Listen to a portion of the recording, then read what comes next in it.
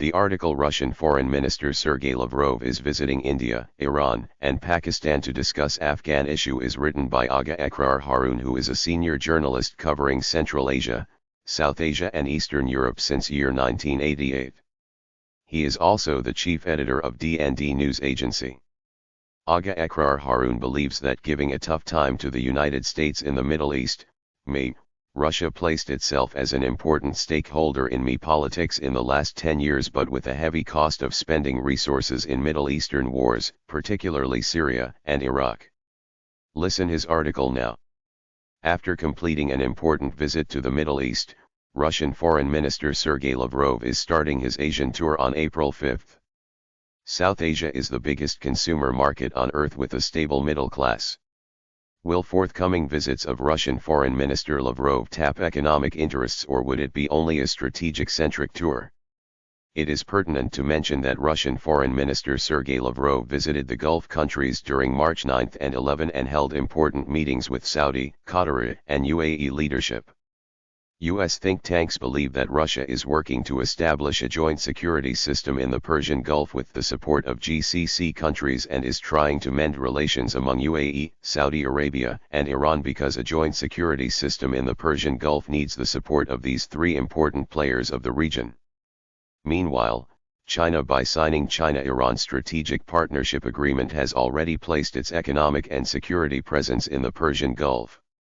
Lavrov held meetings with UAE Crown Prince and Deputy Commander-in-Chief of the Armed Forces, the UAE Minister of Foreign Affairs, and the UAE National Security Advisor, while in Saudi Arabia Lavrov held a meeting with his Saudi counterpart, Faisal bin Farhan Al Saud.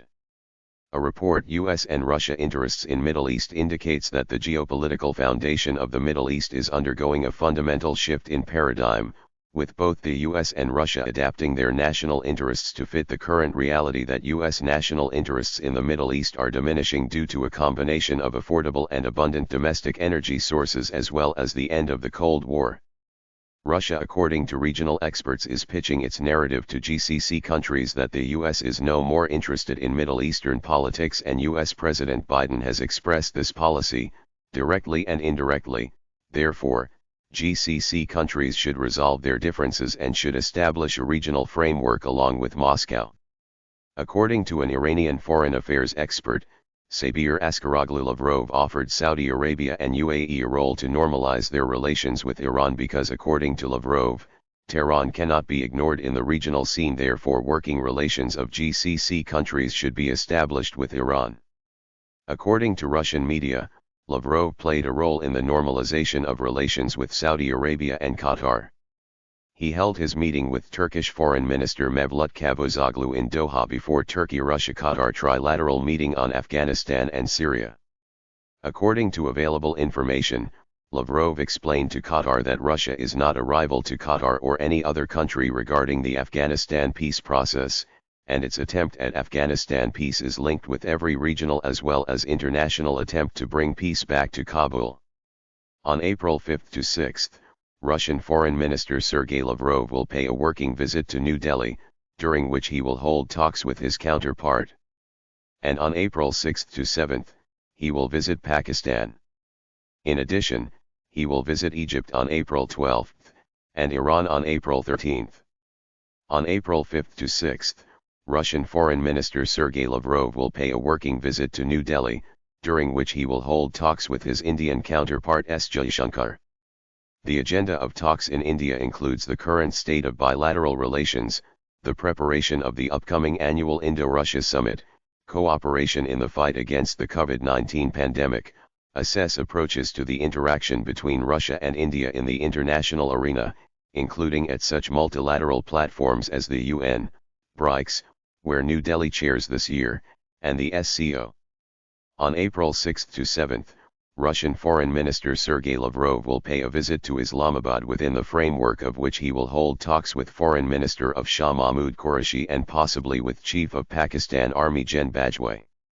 The agenda items in Pakistan include the current state and prospects for the development of bilateral relations, including the possibilities of further strengthening cooperation in the trade, economic, and counter-terrorism spheres. An in-depth exchange of views will take place on topical issues of the regional and international agenda with an emphasis on Afghan issues and interaction at multilateral platforms, including the UN and the SCO. Available information suggests that forthcoming intra-Afghan peace talks to be held in Turkey would be on agenda also while meeting with regional partners. Russian Foreign Office says that Russia welcomes any initiatives that contribute to the early achievement of peace in Afghanistan. However, the details of the proposal of the Turkish side are still not clear, including the timing, circle of invitees, format of participation, and other issues.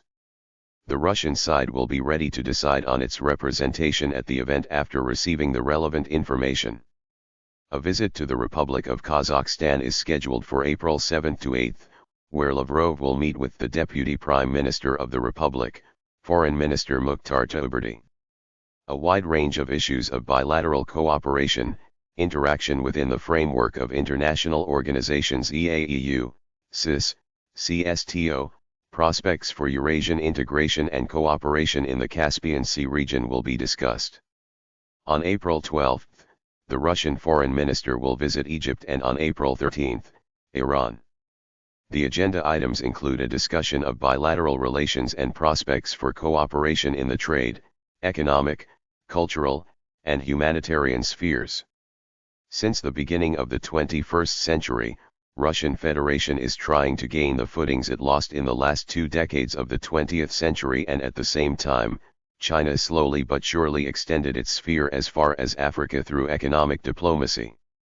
Russia looks defeated in the economic sphere in front of China as Beijing successfully consolidated its position diplomatically in all 3 regions through economic diplomacy and without involving in any competition and war. Russia wants to enhance its trade with GCC countries, India, Iran, Pakistan, and other South Asian countries, but it is short of products and only military hardware is an available product Russia is selling in the international market. According to Russian media, Lavrov wants to use his forthcoming engagements as an economic success also to enhance its exports and winning oil and gas projects from visiting countries.